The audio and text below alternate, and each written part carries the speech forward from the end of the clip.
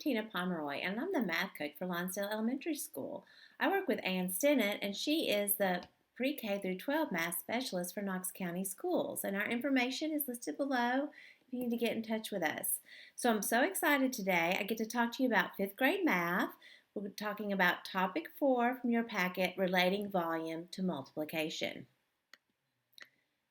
So before we get started today and talk about our objectives for the day, we're going to spend some time. We're going to talk about our objectives, talk about some vocabulary, do a quick review of area, and then we will talk about volume.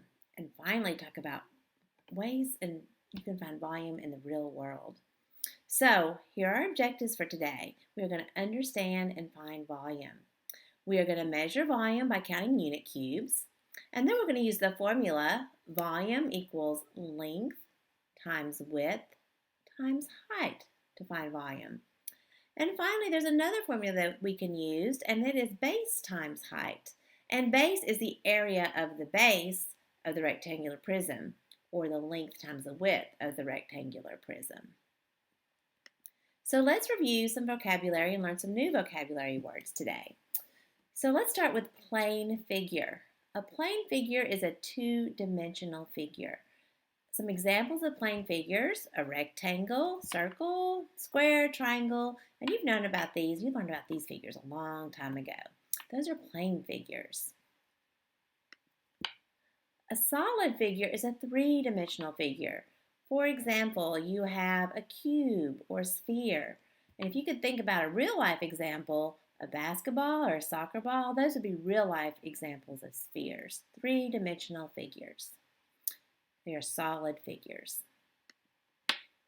And volume. Volume is simply the amount of space inside of a solid figure.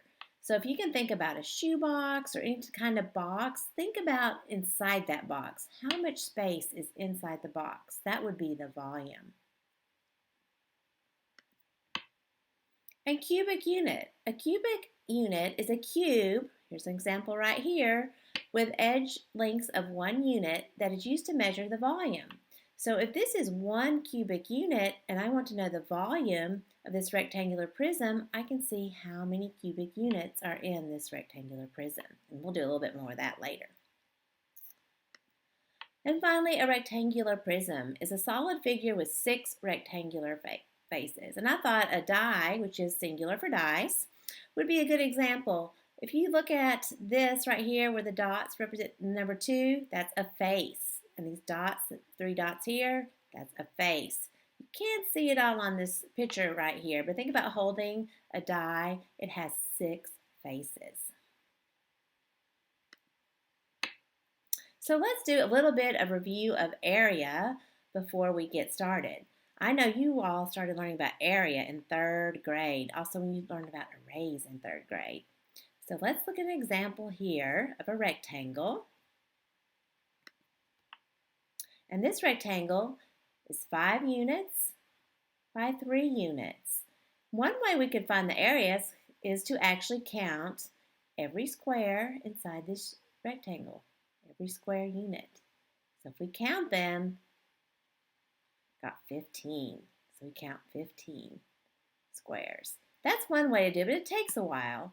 So an easier way to do it is to actually look at your length of 5 units and your width of 3 units. And you can multiply your length times your width, and that's how you find area. So that is area equals L stands for length and W stands for width. Area is length times width. So in this case, area 5 times 3 is 15, and we would write that as 15 square units. Another way we can write this is 15 units squared. So you put your 2 up after the word units, just like that, and that's 15 units squared. So that's going to help us when we talk about volume, if we understand a little bit about area. So one way you can find volume is you can use unit cubes to find volume. So if I want to find the volume of this box, I can actually use unit cubes. And I happen to have some unit cubes at home, and these were my centimeter unit cubes. It's kind of hard for you to see on the screen, but if I use my ruler and I measure the length, the width, and the height of this unit cube, the length, width, and height are all 1 centimeter. So that makes it a centimeter unit cube. So I kind of already started filling in this box because it was taking me a while. And so I filled it out, and when I filled it out, I had a row with 1, 2, 3, 4, 5, 6, 7, 8. And then going down to my columns, 1, 2, 3, 4, 5, 6, 7, 8. So I started with that, but I need to fill in the whole bottom layer to get started. So what I'm going to do is I'm going to take my centimeter cubes and start filling in the box.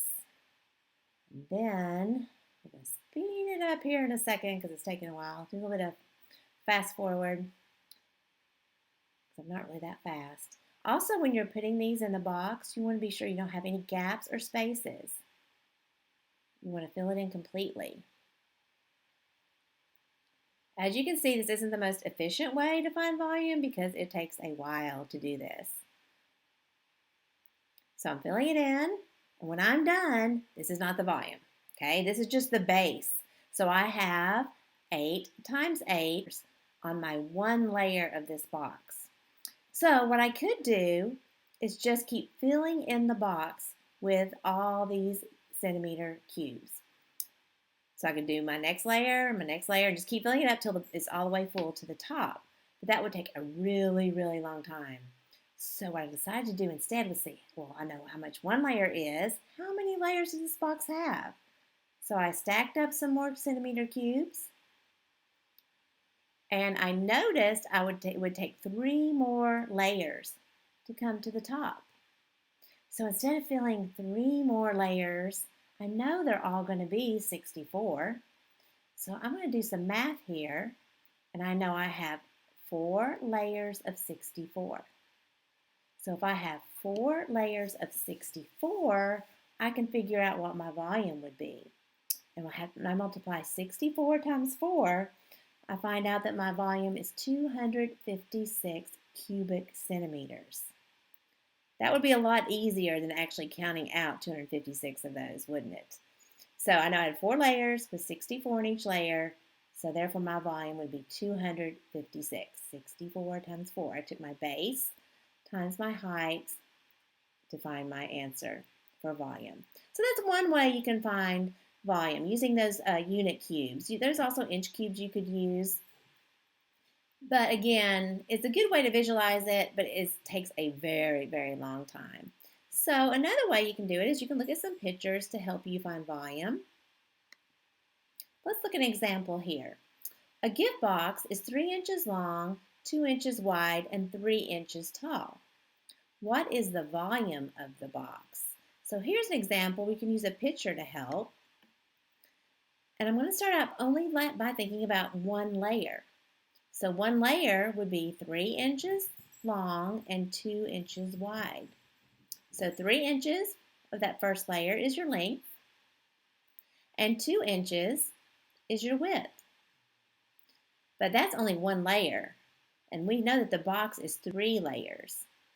So 3 inches is going to be your height. So one way you could find this is you could say, well, I know one layer has 6 units, so I could add 6 plus 6 plus 6 to get 18. Or I know I have 3 layers with 6 units in each layer, 6 cubic units in each layer, so my answer would be 18, 3 times 6. So I have 18 cubic inches, or you can also write that as 18 inches. I'm going to abbreviate that IN cubed. So you put a 3 there. You write it just like that. So that's one way that you can find volume. Kind of use a picture to help you with it. And let's look at another example. Here's another example, and we're going to work on the formulas to find this one. Gwen puts her leftover food in a regular container. The container is 6 inches long, 5 inches wide, and 4 inches tall. What is the volume of the container?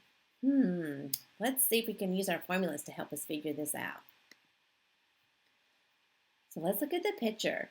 So 6 inches long, that's going to be our length. 5 inches will be our width, and 4 inches will be our height. So we know the dimensions of our container, and we know the formula for volume is length times width times height. So we use V for volume, L for length, W for width, and H for height. So in this case, we're going to multiply 6 for our length times 5 for our width times 4 for our height. So I know 6 times 5 is 30, and 30 times 4 is 120. So our volume will be 120 cubic inches. Another formula that we can use is base times height. I've highlighted the base here, the 6 and the 5. That's actually the base of our area of our base. So 6 times 5 is 30. That would be our base. Times our height of 4. We also get 120. Two different formulas and we get the same answer. So we would write that as 120 inches cubed. Or you can write it as 120 cubic inches. So that's how you can use formula to find volume. So what are some examples of volume in real life? Well, I like to play video games. I like the old-time video games like Breakout, Frogger, Tetris. So I have a lot of these, but I want to store them in my drawer. So I'm kind of want to know how many I can put in my drawer. In order to do that, I'm going to figure out what the volume is of my drawer. So I'm going to use my tape measure, and I'm going to measure my length. And I get 19 inches. Now measure my width. And it's about 13 inches. And I measure my height, and it's 3 inches. So using the formula of length times width times height, 19 times 13 times 3, 741. So this drawer is 741 cubic inches. And that can help me figure out about how many video games I can store in my drawer. So I challenge you to think of some items around your house that you could find the volume of. And if you really want to challenge yourself, you could measure those items, measure the length, the width, and the height, and multiply them to find the volume. Now, in the real world, not everything comes out perfectly to the perfect inch or the perfect centimeter, so you may want to try to just stick to items that come out when you measure it right to the inch or right to the centimeter. Next year, you're going to learn how to do some volume when you have some fractions involved as well. So that'll be lots of fun. So I challenge you to think about math every day. Think about math in real life. And I hope to see you guys really soon. And stay safe. Bye.